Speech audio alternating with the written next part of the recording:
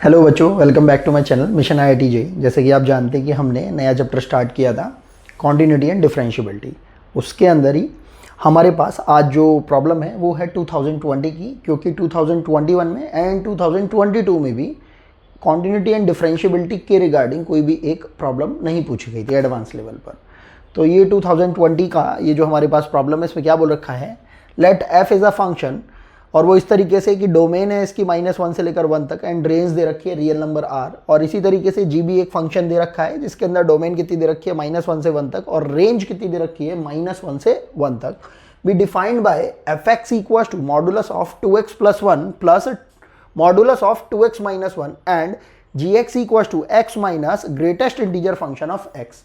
अगर हम इसे ध्यान से देखें तो x माइनस ये जो greatest integer function of x दे रखा है ये बेसिकली किसको रिप्रेजेंट कर रहा है, हमारे फ्रैक्शनल पार्ट को। तो इसके आगे बढ़ते हैं।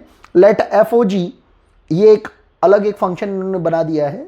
किस तरीके से बनाया है कि इसकी डोमेन कितनी दे रखी है -1 से लेकर 1 तक की, एंड रेंज कितनी दे रखी है real number R. B composite function defined by f o g x, मतलब fog x equals to f of g x. Suppose small c is the number of points in the interval -1 to 1 at which fog is not continuous, मतलब discontinuous function हो रहा है अगर, and suppose small d is the number of points in the interval -1 to 1 at which fog is not differentiable, मतलब ये non differentiable function हो रहा है इस पर्टिकुलर d के लिए, मतलब हमें d के नंबर ऑफ वैल्यूज निकालनी है इस फॉग के लिए। Then find c plus d, बस हमें ये सिंपल से c प्लस डी की वैल्यू को निकालना है।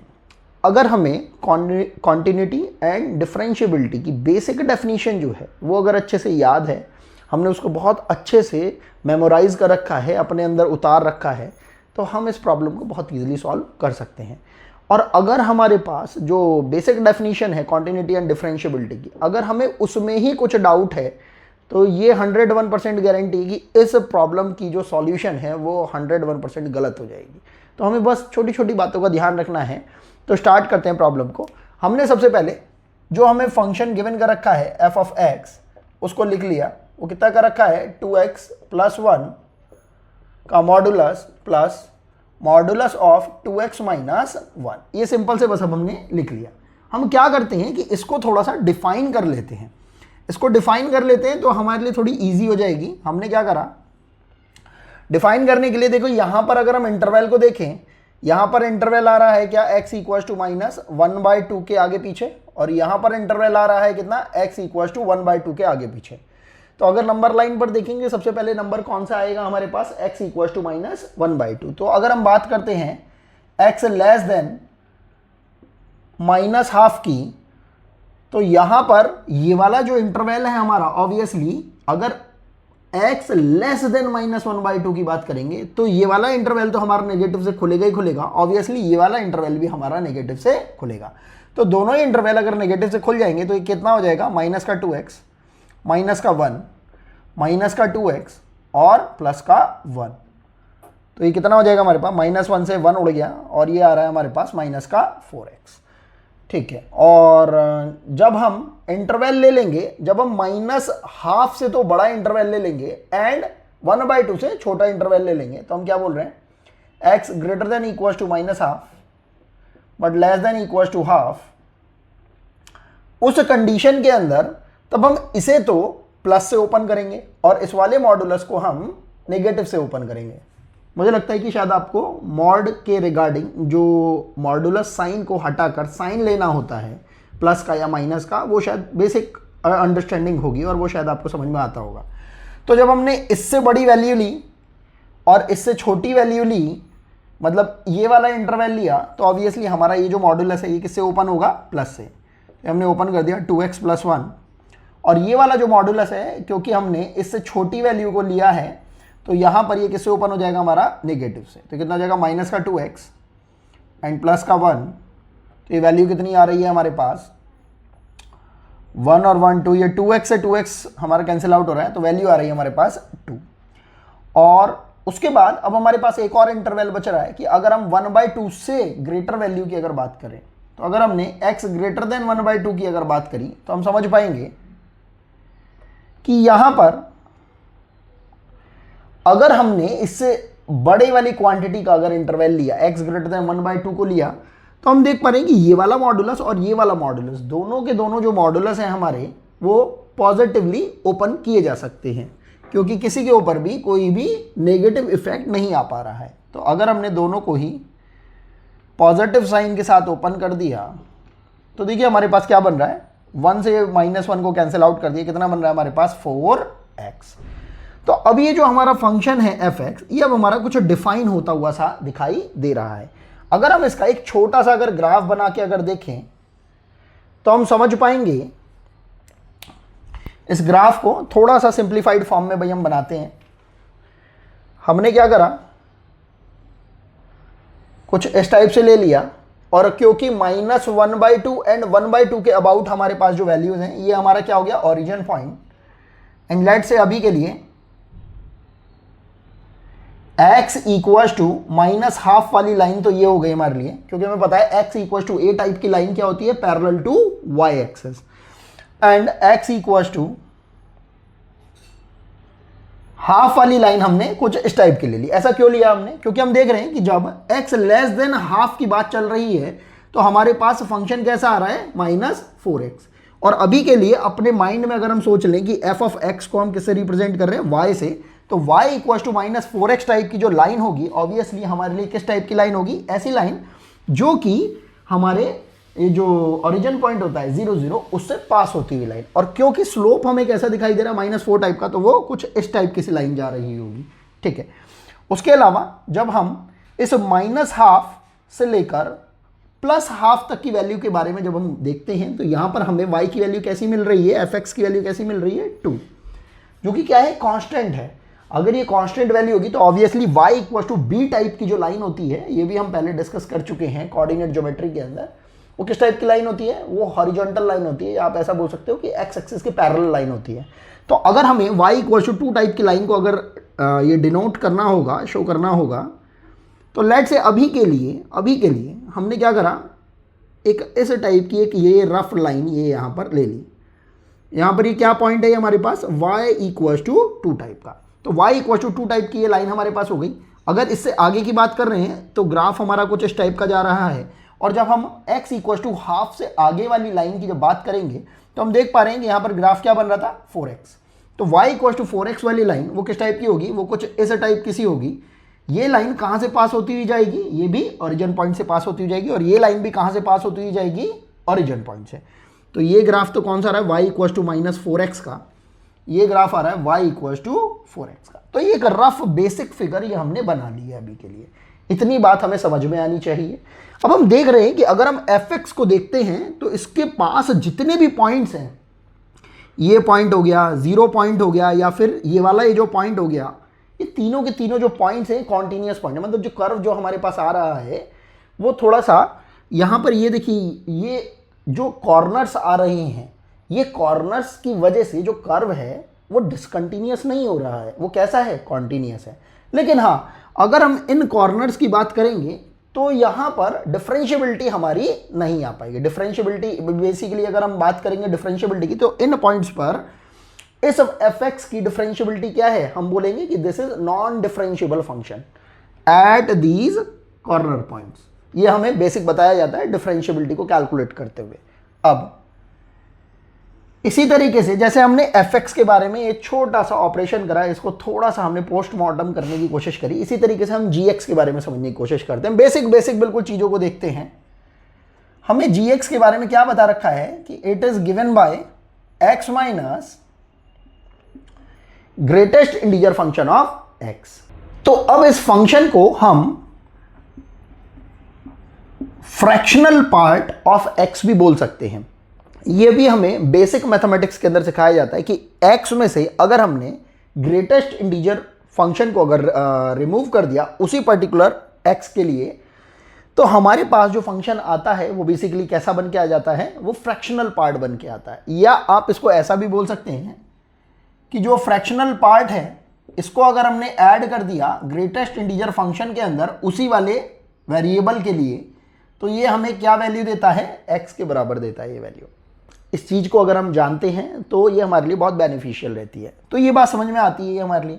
अब अगर हम इसके लिए भी अगर ग्राफ को अगर ड्रॉ करने की कोशिश करते हैं तो हमें समझ में आएगा कि अगर हमने इसका एक बेसिक ग्राफ अगर बनाने की कोशिश करी तो यहां पर जो वैल्यू जो वेरी कर रही है, इसके लिए जो पहले तो डोमेन जो दे रखा है वो कितना दे रखा है, डोमेन यहां पर कितना दे रखा है, -1 से लेकर 1 तक। तो अगर ये पॉइंट हमारे पास ओरिजिन पॉइंट है और यहां पर अभी के लिए ये लाइन अगर हमने ड्रॉ कर ली है y = 1 टाइप की, और लेट से अभी के लिए ये दो लाइंस हैं हमारे पास, ये तो हो गई x = -1 की लाइन और ये हो गई x = 1 की लाइन।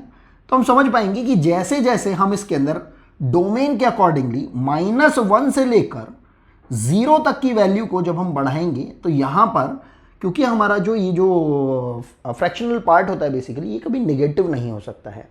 ये हमें बचपन में सिखाया जाता है, 5th-6th क्लास से भी शायद छोटी क्लास में सिखाया जाता है कि जो फ्रैक्शनल पार्ट है वो कभी भी नेगेटिव नहीं हो सकता है। ये एक बहुत इंपॉर्टेंट बात है और शायद मुझे लगता है 12th क्लास के बच्चे को भी कभी कभी ये बात में कंफ्यूजन हो जाता है कि फ्रैक्शनल पार्ट नेगेटिव हो सकता है या नहीं हो सकता है। तो ये बहुत इंपॉर्टेंट बात है कि फ्रैक्शनल पार्ट ऑफ एक्स या कोई भी फंक्शन का फ्रैक्शनल पार्ट जो है वो कभी भी नेगेटिव एग्जिस्ट नहीं कर सकता है, और आईआईटी भी कभी कभी इस चीज का बेनिफिट उठाता है।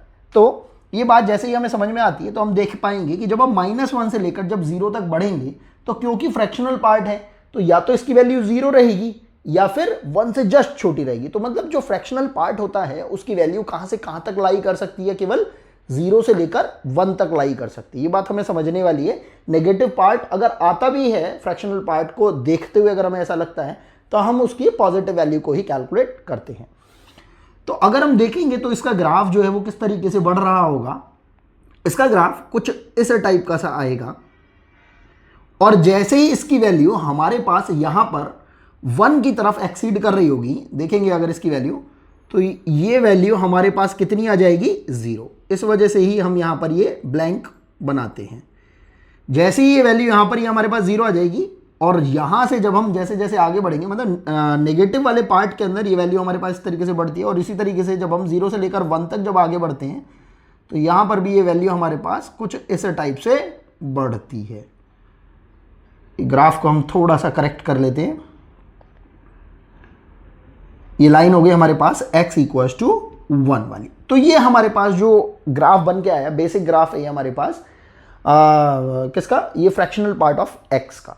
तो ये ग्राफ हमारे लिए बन गया है। अब यहां पर हम समझ पा रहे हैं कि जो ग्राफ हमारा मूव कर रहा है कुछ इस टाइप का सा मूव कर रहा है। अब क्योंकि ना तो भाई हमें -1 को इंक्लूड करना है डोमेन के अंदर और ना ही -1 को हमें इंक्लूड करना है, लेकिन हमें 0 को तो इंक्लूड करना है अपने डोमेन के अंदर। और हम देख रहे हैं कि 0 के ऊपर हमारा जो फंक्शन है वो कैसा हो रहा है, डिसकंटिन्यूअस हो रहा है। इसी तरीके से जब हम fx के अंदर देखते हैं तो fx के अंदर हमारा जो फंक्शन है वो कहीं पर भी डिसकंटिन्यूअस नहीं हो रहा है। पूरा का पूरा फंक्शन आपस में एक साथ आपस में चलता हुआ चला जा रहा है, कहीं पे भी डिसकंटिन्यूटी हमें दिखाई नहीं देती है। बिल्कुल बेसिक ग्राफ को देखकर हमें ये बात समझ में आती है कि जो हमारे पास -1 से लेकर 1 तक का जो इंटरवल दे रखा है उस इंटरवल के अंदर fx के अंदर कोई भी डिसकंटिन्यूटी वाला पॉइंट अवेलेबल नहीं है। लेकिन जब हम gx की बात करते हैं तो इसमें डिसकंटिन्यूअस पॉइंट अवेलेबल है। कहां पर, x = 0 पर। देख के भी समझ में आ रहा है कि जैसे ही हमारी वैल्यू 0 पहुंचती है वहां पर ये जो ग्राफ है हमारा, यहां इस पर्टिकुलर 1 वैल्यू से कहां पर ड्रॉप हो जाता है, 0 पर। अब थोड़ा सा आगे समझते हैं। इसके बाद अगर हम बात करते हैं f(g)(x) की, तो वैसे तो आप f(g)(x) को निकालने के लिए इसका पर्टिकुलर यूज कर सकते हैं। वो कैसे, आप देख रहे हैं कि यहां पर हम x को अगर किससे रिप्लेस कर दें, gx से रिप्लेस कर दें, तो हमारा ये पूरा का पूरा फंक्शन जो है बिल्कुल कैसा बन जाएगा, fog x, मतलब f(g)(x), इस टाइप का ये हमारा फंक्शन बन जाएगा।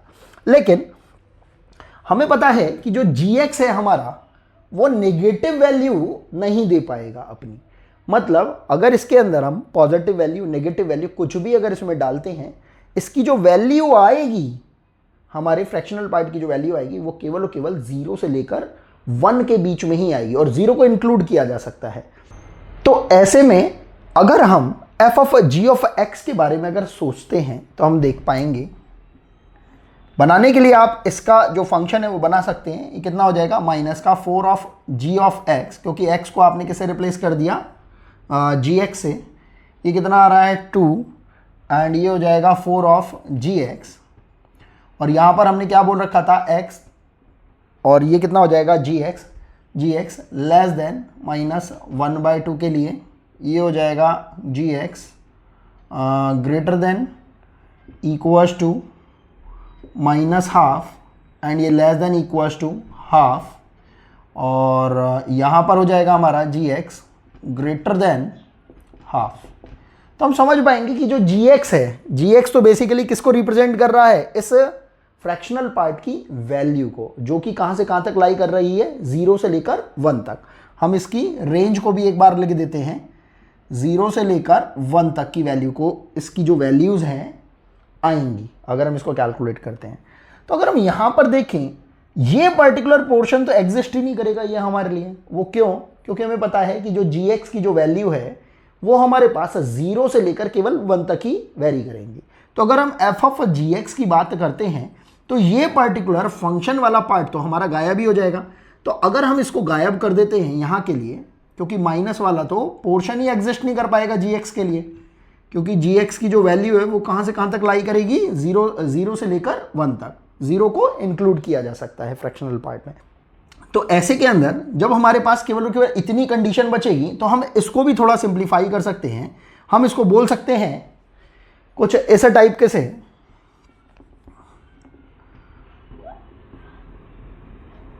कि जो जी एक्स है जब less than equal to half होगा तब तो हमारे पास वैल्यू कितनी आ रही है 2, और जब हमारे पास जी एक्स की वैल्यू ग्रेटर देन हाफ होगी तब हमारे पास वैल्यू कितनी आ रही है 4 इंटू जी एक्स। अब चाहो तो आप इस जी एक्स को भी हटाकर कुछ ऐसे टाइप से लिख सकते हो। ये तो 2 रहेगा कब, जब जी एक्स क्या है हमारा फ्रैक्शनल पार्ट, तो fractional part is less than equal to half, और इसको ऐसे बोल सकते हो जब फ्रैक्शनल पार्ट जो है हमारा ग्रेटर देन हाफ हो रहा है तब हमारे पास फंक्शन कितना आ रहा है 4 into fractional part of x.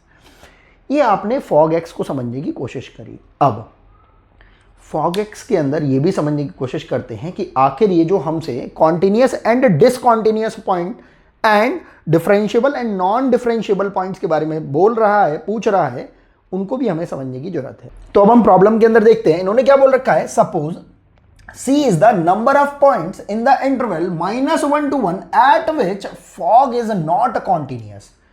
अगर हमारा f of gx, अगर हम बात कर रहे हैं नॉन कॉन्टिन्यूस या डिसकॉन्टिन्यूस पार्ट की, तो हम देख रहे थे कि f of gx जो बन रहा था, बन तो ये fx एंड gx से ही बन रहा था।